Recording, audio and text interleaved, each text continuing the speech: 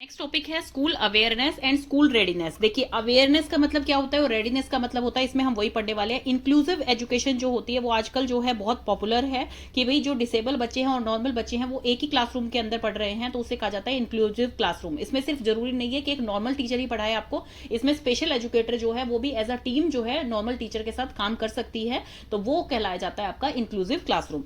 Then इसमें सबसे पहले डेफिनेशन आ गया स्कूल अवेयरनेस की। अब एक सिंपल लैंग्वेज में आप समझिए अवेयरनेस का मतलब क्या होता है। जैसे आपसे कोई पूछे are you aware about that, कि आप इसके बारे में कुछ जानते हैं, मतलब जानना किसी चीज को, उसके बारे में अच्छी तरह से जानना, उसे कहा जाता है अवेयरनेस। कि भाई हाँ मैं अवेयर हूं इस चीज के बारे में, तो उसे कहा जाता है स्कूल अवेयरनेस। का मतलब है कि आप उस स्कूल के बारे में जानते हैं कि उसमें इंक्लूसिव एजुकेशन होती है, उसमें टीचर्स कैसी हैं, उसमें कैसा जो है एनवायरमेंट दिया जाता है, उसमें बच्चे को जो है किस तरह से रखा जाता है, कैसी फैसिलिटीज दी जाती है, तो वो सब होता है कि आप स्कूल के बारे में कितने अवेयर हैं।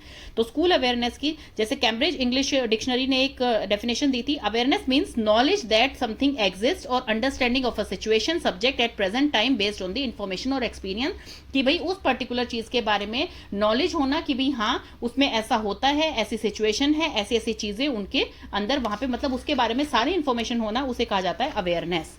अकॉर्डिंग टू विकीपीडिया आ गया है, awareness is the ability to directly know. Awareness का मतलब होता है कि आप उस चीज के बारे में अच्छी तरह से जानते हैं, वहां के इवेंट्स के बारे में कॉन्शियस हैं, ऑब्जेक्ट्स, थॉट्स, इमोशंस, पैटर्न्स उनके क्या है, सब चीजों के बारे में आप अवेयर हैं कि भाई हाँ वहां पे ऐसी चीजें होती हैं, उनकी क्वालिटी क्या है, सब कुछ चीजें आपको पता हो। अब स्कूल अवेयरनेस का मतलब यही है कि जैसे इंक्लूसिव एजुकेशन होती है, जहां पर एक नॉर्मल बच्चा एक डिसेबल बच्चे के साथ पढ़ रहा है, तो उस चीज की अवेयरनेस उनके पेरेंट्स को होनी चाहिए, उनके सोसाइटी को होनी चाहिए, उनकी फैमिली को होनी चाहिए, तो उसे कहा जाता है कि अवेयरनेस, स्कूल के बारे में अवेयर है वो, उनको पता है कि यहाँ पे क्या पैटर्न है और किस तरह से पढ़ाई होती है। स्पेशल एजुकेटर भी आता है, नॉर्मल एजुकेटर भी आता है, और यहाँ पर हर फैसिलिटी अवेलेबल है इनके स्कूल में कि स्पेशल स्टूडेंट जो है वहां पे इजीली एक्सेस कर सकता है, तो ये होती है अवेयरनेस। अब होती है स्कूल रेडीनेस। स्कूल रेडीनेस की क्या डेफिनेशन है? स्कूल रेडीनेस मतलब कितना बच्चा रेडी है स्कूल आने के लिए, कितनी उसकी फैमिली रेडी है उसकी डेवलपमेंट, उसकी ग्रोथ के लिए, वो होती है स्कूल रेडीनेस। स्कूल रेडीनेस क्या होती है? एक इंटरेक्टिव प्रोसेस है, मतलब कि एक बंदे का प्रोसेस नहीं है ये कि आप अवेयर हो गए उसके बारे में तो आपको पता है उसके बारे में, नहीं। स्कूल रेडीनेस का मतलब है इंटरेक्टिव, सबके बीच में इंटरेक्शन है, ये फैमिली के बीच में, पेरेंट्स के बीच में, टीचर्स के बीच में और खुद बच्चे के बीच में, कि भाई ये सब कितने रेडी हैं स्कूल आने के लिए, लर्न करने के लिए और अपने बच्चे को मोटिवेट करने के लिए और उसको जो है उसकी फिजिकल मेंटल ग्रोथ करवाने के लिए, तो उसे कहा जाता है स्कूल रेडीनेस। तो ये सब कितना जो है रेडी है, कितना इंटरेक्ट कर रहे हैं, कितना सपोर्ट कर रहे हैं अपने बच्चे को ताकि वो फिजिकली, मेंटली और सोशली, इमोशनली हर तरह से जो है हर एस्पेक्ट में अपने आप को डेवलप कर सके, तो उसे कहा जाता है रेडीनेस, कि भाई कितना बच्चा रेडी है। अब रेडीनेस की दो सेपरेट कॉन्सेप्ट्स हैं, एक है रेडीनेस फॉर स्कूल, बच्चा कितना तैयार है स्कूल आने के लिए, एक है रेडीनेस टू लर्न, मतलब लर्न करने के लिए, सीखने के लिए चीजों को कितना तैयार है। अब देखिए इसमें कुछ चीजें ऐसी होती हैं कि child is ready to learn but not willing to go to school, भाई जाना नहीं चाहता है स्कूल लेकिन हाँ लर्न करने के लिए वो तैयार है कि भाई उसे फैमिली करवा दे या ऑनलाइन कर ले, लेकिन वो स्कूल नहीं जाना चाहता है।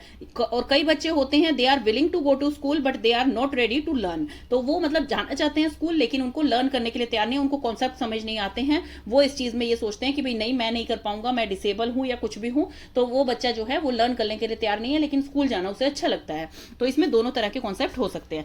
तो अब इनके बारे में पढ़ते हैं कि फैक्टर कौन से अफेक्ट करते हैं। सबसे पहला है फैमिली बैकग्राउंड। अब फैमिली बैकग्राउंड पे बहुत ज्यादा चीजें डिपेंड करती हैं कि आपकी फैमिली जो है, मान लीजिए वो सपोर्टिव फैमिली है आपकी, आप में कुछ डिसेबिलिटी है, बच्चे में कुछ डिसेबिलिटी है, फिर भी फैमिली उसे सपोर्ट कर रही है, नहीं आप कर सकते हो। मैंने बहुत एग्जांपल्स देखे हैं कि टीचर भी होती हैं, डिसेबल टीचर्स भी होती हैं, आप इंडिपेंडेंट भी बन सकते हो, अब सरकार ने इतनी सारी पॉलिसीज चला दी हैं, तो मतलब एक फैमिली सपोर्ट हो उसको, तो वो स्कूल जाने के लिए अपने बच्चे को रेडी कर सकते हैं। एक मान लीजिए फैमिली ही तैयार ना हो, बच्चा भी तैयार नहीं है और फैमिली भी तैयार नहीं है कि भाई नहीं मेरे बच्चे में डिसेबिलिटी है, मैं इसे स्कूल भेज के क्या करूंगा, तो मतलब ये चीजें फैमिली पे बहुत ज्यादा डिपेंड करती हैं। तो फैमिली अपने बच्चे को मोटिवेट कर सकती है कि भाई आप जाइए स्कूल में जाइए और बच्चों के साथ पढ़िए। कई बार बच्चों को क्या लगता है, जो डिसेबल बच्चे होते हैं, कि उन्हें लगता है कि हम वो ह्यूमिलेट फील करते हैं, क्यों? नॉर्मल बच्चों के सामने वो अपनी डिसेबिलिटी को इंफीरियर देखते हैं कि भाई मैं तो इंफीरियर हूं, मैं इनके जैसा नॉर्मल नहीं चल पाता हूं, ना सोच पाता हूं, तो वो इंफीरियर करते हैं। तो वो चीज टीचर को ध्यान रखना चाहिए, वो पेरेंट्स को समझाना चाहिए, मोटिवेट करना चाहिए कि ऐसा नहीं होता है, अगर आप अच्छी पढ़ाई करेंगे, आप अच्छा अपना इसमें ध्यान लगाएंगे तो आप जाके इंडिपेंडेंट बन सकते हैं। देन है चाइल्ड हेल्थ। देखिए अब कितना भी रेडी है बच्चा स्कूल आने के लिए, लेकिन मान लीजिए उसकी हेल्थ ही उसको अलाउ नहीं कर रही है, तो वो बहुत बड़ा फैक्टर हो जाता है। जैसे कि बच्चे को माइल्ड डिसेबिलिटी है या स्वीयर डिसेबिलिटी है, चाइल्ड की हेल्थ कैसी है उस पर बहुत ज्यादा डिपेंड करता है। आप मान लीजिए किसी को डिसेबिलिटी है और स्कूल में वो फैसिलिटी अवेलेबल नहीं है व्हील चेयर ले जाने की, या फर्नीचर उस अकॉर्डिंग नहीं है, तो बच्चे का जाने को मन क्यों करेगा? वो रेडी क्यों होगा स्कूल जाने के लिए? लर्न करने के लिए वो तैयार है, लेकिन रेडी क्यों होगा वो स्कूल जाने के लिए जब उसको फैसिलिटीज ही नहीं मिल रही है? तो इसलिए ताकि उसको बेनिफिट मिल पाए बच्चे को, इसलिए स्कूल्स को ऐसी सारी फैसिलिटीज, सारे एड्स देने चाहिए कि बच्चा जो है वहां पर खुशी खुशी आए, उसकी हेल्थ धीरे धीरे इंप्रूव हो स्कूल आने से। तो इस तरह से उसको मेजर किया जाना चाहिए। देन है मतलब हेल्थ प्रॉब्लम अगर कोई भी बच्चे को है, जैसे अर्ली चाइल्डहुड में आ जाती है, कोई डिसेबिलिटी के अलावा कोई हेल्थ प्रॉब्लम है जिसको ट्रीट किया जा सकता है, तो उसका ट्रीटमेंट जरूरी है, वो करवाना चाहिए। देन है socio economical status of family. अब सोशियो इकोनॉमिकल स्टेटस जो है वो बहुत इंपॉर्टेंट रोल प्ले करता है। ज्यादातर देखा गया है कि स्टूडेंट जो डिसेबल स्टूडेंट है उनमें से 50% स्टूडेंट जो हैं वो ऐसे बैकग्राउंड से हैं जो कि सोशियो इकोनॉमिक बैकग्राउंड उनका वीक था, पुअर था, जिसके कारण बच्चे को जो है न्यूट्रिशन और केयर अच्छे से नहीं मिल पाई है अर्ली एज में, तो इस वजह से बच्चा जो है वो डिसेबल हो गया है। या फिर कई जो पर्सन है वो अफोर्ड नहीं कर सकते अपने बच्चे की पढ़ाई, इसलिए वो रेडी नहीं होते स्कूल भेजने के लिए। तो इसीलिए जैसे अब सर्व शिक्षा अभियान चला हुआ है जो कि गवर्नमेंट ऑफ इंडिया के द्वारा ही चलाया गया था, एक एनजीओ था, लेकिन अब उसमें गवर्नमेंट ऑफ इंडिया भी जो है अपना पूरा भागीदारी दे रही है, उनके द्वारा चलाया गया है, जो कि मिनिमम फीस में मतलब नील के बराबर फीस में जो है बच्चों को पढ़ा रहे हैं, बच्चों को एजुकेट कर रहे हैं। जो पुअर बच्चे हैं ये सारा एरिया जो रूरल एरिया है उसको भी कवर कर रहे हैं और मैक्सिमम फैसिलिटीज दे रहे हैं बच्चों को पढ़ाने के लिए।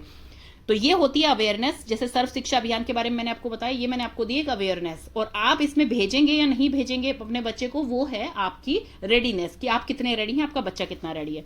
देन है type of services provided in school. अब सर्विसेज पे बहुत ज्यादा डिपेंड करता है, जैसे कि कोई फिजिकली हैंडीकैप बच्चा है तो उसके लिए ट्रांसपोर्ट फैसिलिटी ऐसी होनी चाहिए जिसके बसेज के जो है डोर वाइड हो, रैंप बना हो स्कूल में, तो ताकि व्हील चेयर आराम से जा सके, बच्चों की क्लासेस ग्राउंड फ्लोर पे हो, मतलब बच्चों की नीड के हिसाब से उनको जो है उनकी फैसिलिटीज दी जाए, उनको सर्विस दी जाए, ताकि बच्चे जो हैं वो खुश हों कि भाई हाँ हमारे हिसाब से यहाँ पर हमारी नीड्स को पूरा किया जा रहा है, लर्निंग इफेक्टिव हो और चिल्ड्रन सेंटर्ड स्कूल हो। ऐसा ना हो टीचर सेंटर्ड स्कूल है या करिकुलम बना दिया तो आपको यही फॉलो करना पड़ेगा, नहीं, बच्चों की नीड के हिसाब से अगर जरूरत पड़ी तो करिकुलम भी आपका चेंज हो। बिल्डिंग में कोई कंस्ट्रक्शन आपको एक्स्ट्रा करवानी पड़ रही है बच्चों की नीड के हिसाब से, तो वो भी आप करवाएं, उसके लिए भी आप रेडी हो। तो बच्चों को ये सर्विसेज अगर स्कूल प्रोवाइड करेगा तो बच्चे जो है बिल्कुल रेडी होंगे स्कूल आने के लिए, बल्कि उन्हें अच्छा लगेगा कि भाई हाँ 5 से 6 आवर्स जो मैं दिन में स्कूल में बिताता हूँ वो मेरे बहुत ही अच्छे होते हैं, बहुत ही अच्छी सर्विस है वहाँ की, वेल मैनेज्ड है, टीचर बहुत अच्छी हैं। तो ये चीजें बच्चों को है हैप्पी करती हैं, उनकी फैमिली को भी सेटिस्फाई करती हैं।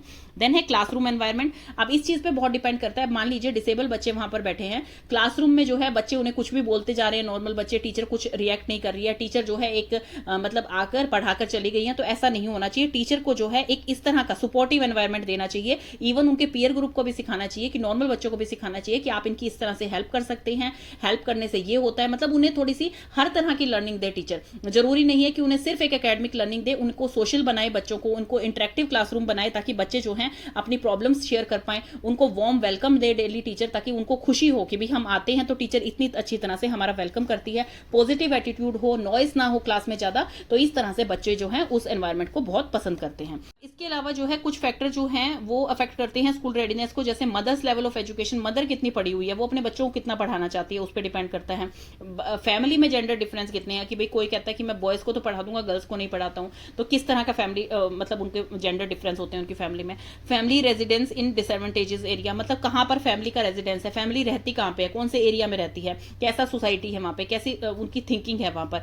Lack of pre school education, कि भाई बच्चे को प्री स्कूल एजुकेशन प्रोवाइड करवाई गई है कि नहीं करवाई गई है, या फिर उसको घर में कुछ सिखाया गया है या नहीं, उन चीजों पे भी डिपेंड करते हैं। इंडिकेटर ऑफ स्कूल रेडीनेस, इसमें सबसे पहला है लैंग्वेज डेवलपमेंट। देखिए लैंग्वेज डेवलपमेंट जो है वो बहुत ही एक वाइटल रोल प्ले करती है स्कूल रेडीनेस के लिए।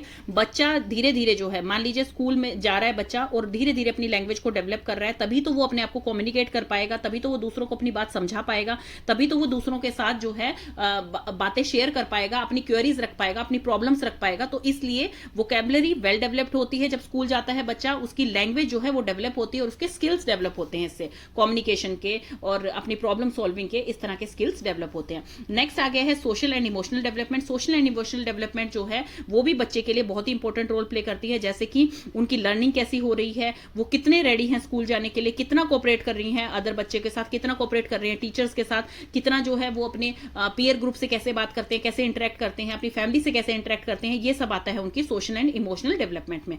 देन जो बच्चे जो है स्कूल रेडीनेस के साथ होते हैं, मतलब स्कूल जाने के लिए रेडी होते हैं, लर्न करने के लिए रेडी होते हैं, वो बच्चे ज्यादातर जो है वो फ्रेंडली नेचर के होते हैं। वो दूसरे बच्चों को इनवाइट करते हैं कि आप मेरे साथ गेम प्ले कीजिए, आप मेरे साथ पढ़ाई कीजिए, ग्रुप डिस्कशंस में पार्टिसिपेट लेते हैं, क्विज में पार्टिसिपेट लेते हैं। फ्रेंडली नेचर होता है उन बच्चों का, तो मतलब सोशल इंटरेक्शन उनकी पॉजिटिव होती है और वो जो है different different environment accordingly adapt कर लेते हैं कि भाई हाँ इसमें कुछ पॉजिटिव होगा। अगर उनकी टीचर ऐसा एनवायरमेंट देती है, फैमिली में ऐसा एनवायरमेंट है, तो वो उस चीज को इजीली अडेप्ट कर लेते हैं। तो ये चीजें थी इंडिकेटर ऑफ स्कूल रेडीनेस। अब है रोल क्या है टीचर का स्कूल रेडीनेस में। देखिए टीचर का हमेशा जो है एक मेन रोल रहा है आपकी एजुकेशन में, आपकी लर्निंग में, आपकी कुछ अचीवमेंट करने में। तो वो टीचर का एक मेन रोल रहता है। इवन बच्चों के लिए एक रोल मॉडल का रोल प्ले करती है टीचर। तो इसलिए टीचर जो एडेप्टेशन देती है हमारे अपनी क्लास में कि भाई वो स्मॉल स्मॉल ग्रुप्स बनाए, लर्निंग एक्टिविटीज करवाए, बच्चों को कुछ गेम के वे में समझाए, फ्रेंडली नेचर रखे, इंटरेक्टिव क्लासरूम बनाए, तो इस तरह से टीचर जो है बच्चों को रेडी कर सकती है। तो इसमें कुछ पॉइंट्स दिए हुए हैं नीचे। हर बच्चे की जो है एडजस्टमेंट करवाए टीचर क्लास में, कि मतलब जैसे कि किसी बच्चे की कोई नीड है पर्टिकुलर, मान लीजिए किसी को लो विजन है, बच्चा देख नहीं पा रहा अच्छी तरह से, तो उसको जो है इस तरह का एनवायरनमेंट दे, जैसे उसकी बुक्स जो हो वो थोड़ी सी बोल्ड लेटर में हो, उसको विजुअल ज्यादा चीजें दिखाए, तो इस तरह से टीचर समझाएगी तो वो बच्चा जो है इजीली एडजस्ट कर पाएगा उस क्लासरूम में। देन है एनहांस दी पार्टिसिपेशन। अब चाइल्ड की पार्टिसिपेशन बहुत जरूरी है। अगर मान लीजिए टीचर आ रही है, टीचर पढ़ा के चली गई है, बच्चों को समझ आए ना आए वो टीचर को पता ही नहीं लगेगा। टीचर को इंटरेक्टिव क्लासरूम बनाना चाहिए, मतलब चाइल्ड सेंटर क्लासरूम होना चाहिए कि चाइल्ड का पार्टिसिपेशन उसमें हो। जैसे कभी किसी बच्चे को आगे बुलाया कि भाई हाँ आप इस टॉपिक के बारे में कुछ बताइए, प्रीवियस नॉलेज उनकी चेक करी। बच्चों को अगर वो टॉपिक करवा चुकी है टीचर, तो उनको कोई गेम प्ले करवा दिया ऐसा, ताकि वो बच्चे जो है उसमें अच्छी तरह से और परफॉर्म कर पाए, और जिन बच्चों को समझ नहीं आया था वो भी अच्छे से समझ पाए, क्योंकि रिकॉल जितना ज्यादा करेगी टीचर उतना ही बच्चे जो है अच्छी तरह समझ पाएंगे। क्लासरूम का एनवायरमेंट जो है वो लीस्ट रेस्ट्रिक्टिव होना चाहिए, मतलब कि अगर किसी बच्चे को कोई डिसेबिलिटी है, कोई प्रॉब्लम है, तो लीस्ट रेस्ट्रिक्टिव एनवायरमेंट होगा, तो वो इजीली टीचर से क्वेश्चंस पूछ पाएगा, अपनी प्रॉब्लम शेयर कर पाएगा, 1-on-1 इंटरेक्शन होगा। तो ये चीज से बच्चा जो है वो काफी ईज में आ जाता है। डिफरेंट टाइप ऑफ एक्टिविटीज होनी चाहिए क्लास में, जैसे एक्टिविटीज करवाए टीचर, एक्टिविटीज से बच्चे ज्यादा अच्छा समझते हैं। करिकुलर एक्टिविटीज पे फोकस करे टीचर, उनकी फिजिकल हेल्थ पे फोकस करे टीचर। तो इस तरह से डिफरेंट डिफरेंट एक्टिविटीज करवानी चाहिए, ताकि क्लासरूम जो है वो आपका बोरिंग ना बन जाए, सिर्फ एकेडमिक ना रह जाए। कुछ एक्टिविटीज, कुछ गेम्स इस टाइप के होने चाहिए जो आपके एकेडमिक से रिलेटेड हों। बड़ी सिस्टम होना चाहिए। बड़ी सिस्टम का मतलब है कि बच्चे को जो है एक तरह की अकंपनी मिल जाए, कि भाई हाँ अगर एक डिसेबल बच्चा है, उसको एक नॉर्मल बच्चे की, मान लीजिए उसे पानी पीने जाना है, टॉयलेट जाना है, हैंड वॉश के लिए जाना है, तो मतलब उसको एक अकंपनी मिल जाए एक बच्चे की, जो कि उसकी हेल्प कर सके किसी भी चीज में। देन है फैमिली जो है इक्वल पार्टनर होती है स्कूल रेडीनेस में, तो इसलिए उनको भी जो है काउंसलिंग दी जाए, उनको प्रॉपर उनसे जो है सारी बातें शेयर की जाए कि आपके बच्चे को ये प्रॉब्लम आ रही है, कि आपका बच्चा इसमें बहुत अच्छा है, उसकी स्ट्रेंथ एंड वीकनेस डिस्कस की जाए।